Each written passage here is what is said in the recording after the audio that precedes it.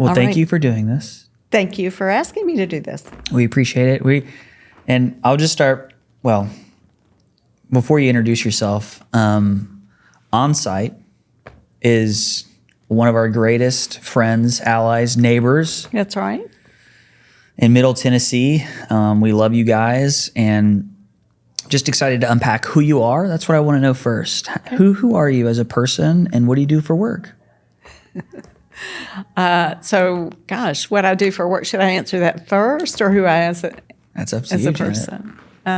We feel mutual love and respect for you guys, and your campus is beautiful and your program is fabulous. So we love that. I am the CEO of Onsite. I've been the CEO about a year. Prior to that, I was the COO for a number of years. And who am I as a person? I think the honest answer to that is, as CEO, you kind of have the illusion of control. And as a person, I am somebody who, over the last 5 years, has been more and more interested and curious about what would happen if you gave up that illusion.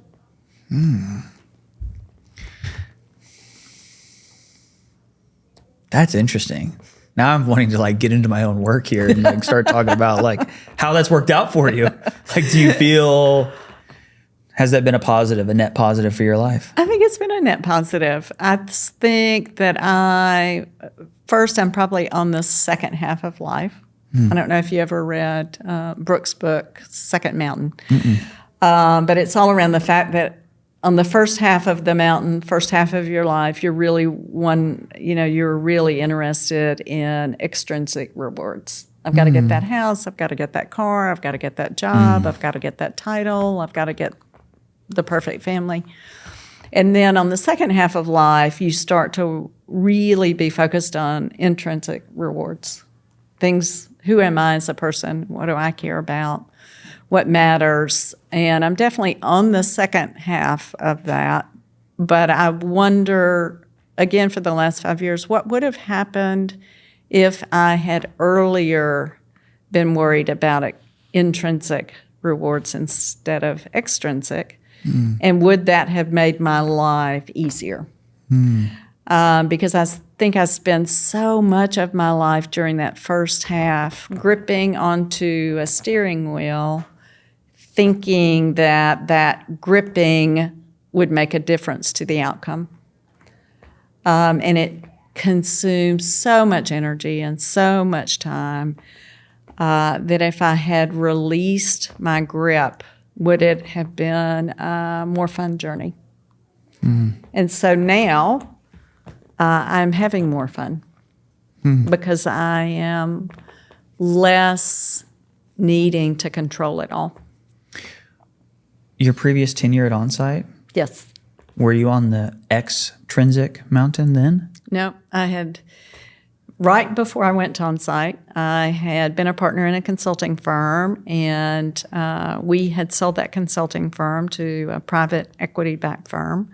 And we went from 150 team members to 550 team members in 30 days, and then 30 days later to 1,500 team members. And I'm like, oh, I think I'm out. I had worked for very large companies most of my life, and while they have lots of benefits and I enjoyed it, I knew in that life that I could not show up at work one day and it probably wouldn't make a difference. And in the smaller consulting firm, it mattered if I showed up, and I love that. And so I had already sort of decided that when we sold the consulting firm, that I was super interested in doing meaningful work. And this is a really weird story, but the full year before we sold the consulting firm, I used to do a lot of strategic planning. I used to speak a lot. I used to facilitate a lot. And at the beginning of that year, somebody came up to me and said, "Have you heard of Onsite?" And I said, "No." And they said, "Oh, it's just outside of Nashville." And I said, "That can't be true because I grew up here and I've never heard of it." And they're like, No, it changed my life." Okay. And then months later, somebody else came up and said, have you heard of Onsite? And I said, just last month I heard of it. And they too said, oh, it changed my life. I'm like, wow, what a great marketing campaign they have. Right. Changed their life. That's a statement. Yeah. Yeah. So then I looked it up and I thought, oh, I need to go, but I couldn't find the time. And almost to the day that we decided to sell the consulting firm, a friend of mine was looking for a job and asked me to look at Indeed and make some recommendations. And Onsite was looking for a COO. So I said, hey, don't know anything about this company. Everybody says it changes their life. I know you're in recovery. Maybe you should try this. Apply for it. So he applied, and that was a Friday. And over the weekend, I thought, oh, maybe I should apply. So I applied, called him and said, I'm applying too. And he's like, you can't do that. We have the same background. And I'm like, I think I need to. So we both applied, never heard anything for months. And then Miles called one day, Miles and Amelia, and talked to me for about 5 minutes and then said, would you come out? And I said, sure. And then on the whole way out there, I'm like, who in their right mind is driving out here all day, every day? And then you pull up. It's a little hike, yeah. Yeah. You pull up the hill of Onsite, and I said, oh, crap, maybe me. And then I met the team, and I said, oh, yeah, probably me, if they'll offer me this job. Yeah. So they did. And I started working there in September of 2018, and then COVID hit, and that was an interesting time. And it was a time, though, where the entire team came together. Yeah. There was just no question about working together, figuring this out, getting stuff done. And as much as I didn't love the pandemic, I love that component of the pandemic. So I'm curious how you'll answer this question. How would you describe what Onsite does? Well, I had the pleasure of going through our Living Centered program. Okay. And I left that program really strongly, knowing deeply 3 things. Number one, everybody has a story. And if you knew their story, it would be super hard not to fall in love with everybody. Right. Which I mentally knew, but I did not in my gut know that. And the second thing is that if I have a handful of people who know all of my shit, and I mean all of my shit, and love me anyway, I'm going to be okay. And I have the pleasure of having that in my life. And then the third thing is that I live in expectation of how things could, should, not to be for me and for you and everybody else. And in doing that, I am so busy trying to control it that I miss living in expectancy of what can happen. And so I'm so gripping onto that steering wheel that I can't enjoy the unexpected things that happen. There might be, there's a theme coming out of this.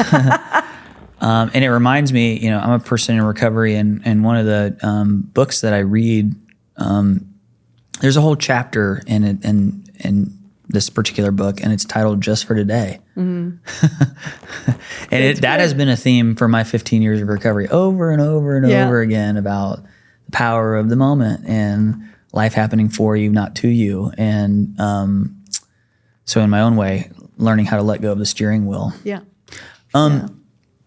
So what do you do on a day-to-day basis when you hit your space bar in the morning? That's the funny part about being a CEO, is that you really are, I think, primarily at the service of everybody else. Yeah. How do I knock down the barriers? How do I help you do what you do? Again, since I'm on the second half of all of this, I kind of feel like I had the opportunity to do the best work of my life, and it's now my job to enable others around me to do the best work of their life. And that's what I'm trying to do, I think, at Onsite now. So here's what I really want to ask you. This is totally selfish, and you already know what I'm going to talk about because almost every time I see Janet, I say something about this. But it's true. That doesn't mean it's not, maybe it's just my experience. But I really believe that Onsite, in particular, that I've not been to the California campus, but the Tennessee campus is best in the world at everything speaks. Oh, thank you. And the care and compassion that the staff, and Paula is a wonder. And I've told you the story, but I told Amelia, I don't want a business development tour. I want the hospitality tour. And she really took me and a few other staff behind the scenes and how you turn over the campus. And I mean, everything that was on the wall was there with intention, and the food and even the snack areas.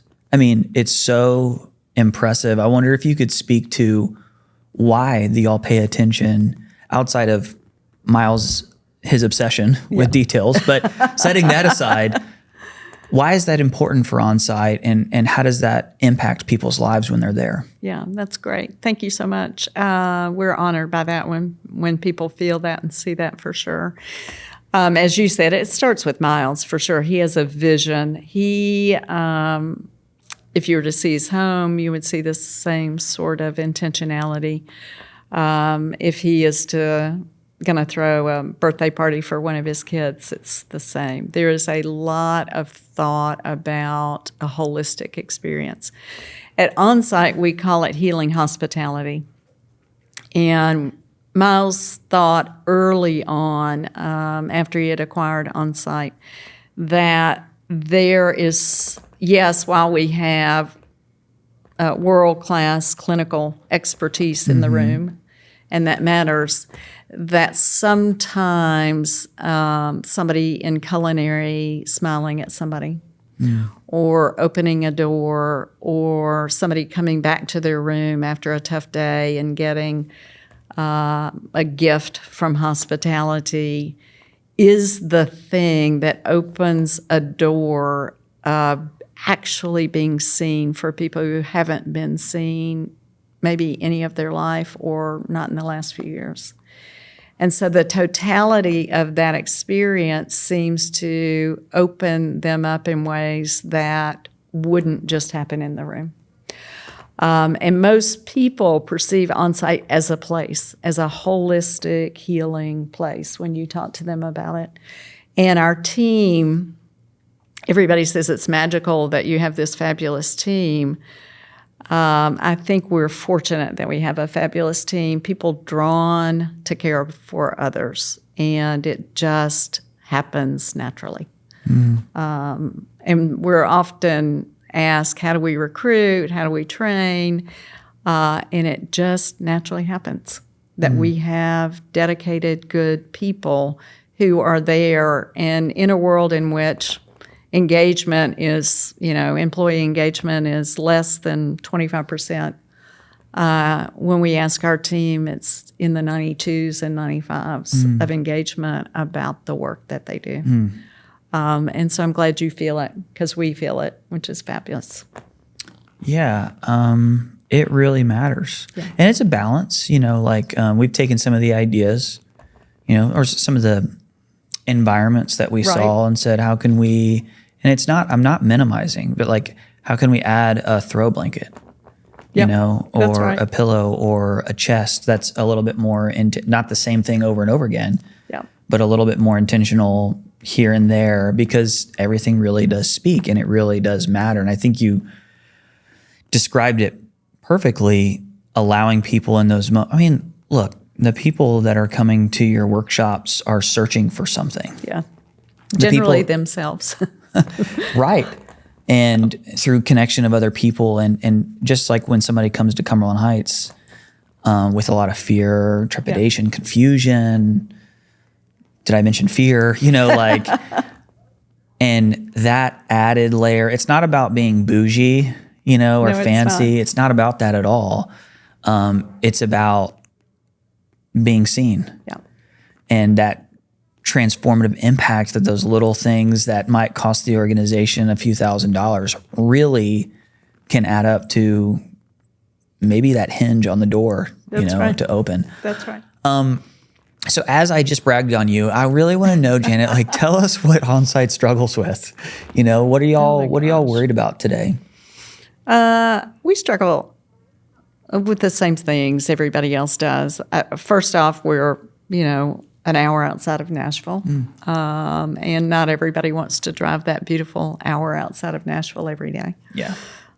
So getting staff, staff who want to come out or staff who want to live in that area is always a challenge. We, like every other business, funny, I'm going to talk about this tomorrow, is that this industry's been around a long time. And yes, while other new people have come into it and private equity has come into it, we haven't changed fundamentally some things about how we run our organizations. And yet the world is telling us that we need to do that. And so what is Onsite going to do next, and how are we going to transform where we are today into something new? I think is one of our ongoing challenges, is thinking about that.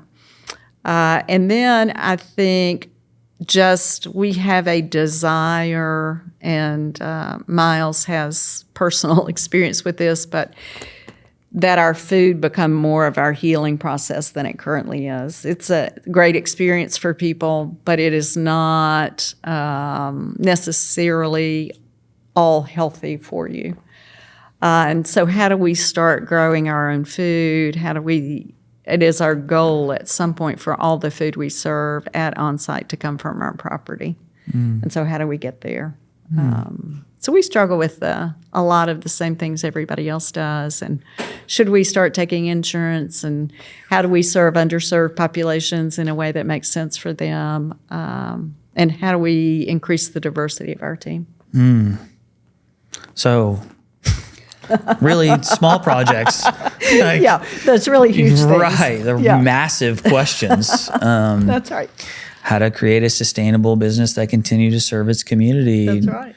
How to expand access, how to diversify, how to grow into better versions of ourselves. I mean, that is, but you know what? I think that, because I automatically want to grip the steering wheel harder when you start mentioning that. And I'm like, okay, then let's go. Let's turn it. You know what I mean?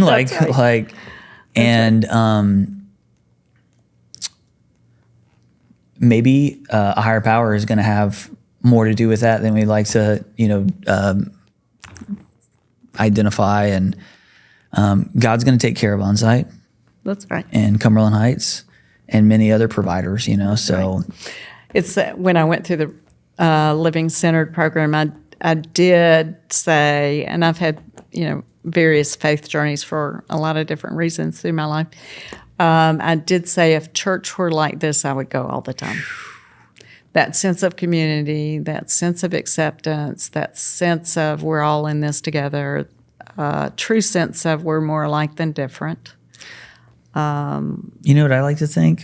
What? And this is just Nick's opinion, but I think what happens in those rooms with the scarves or the other totems or at Cumberland Heights, in a very real sense, that is a place of spirituality. That's right. And a place of worship.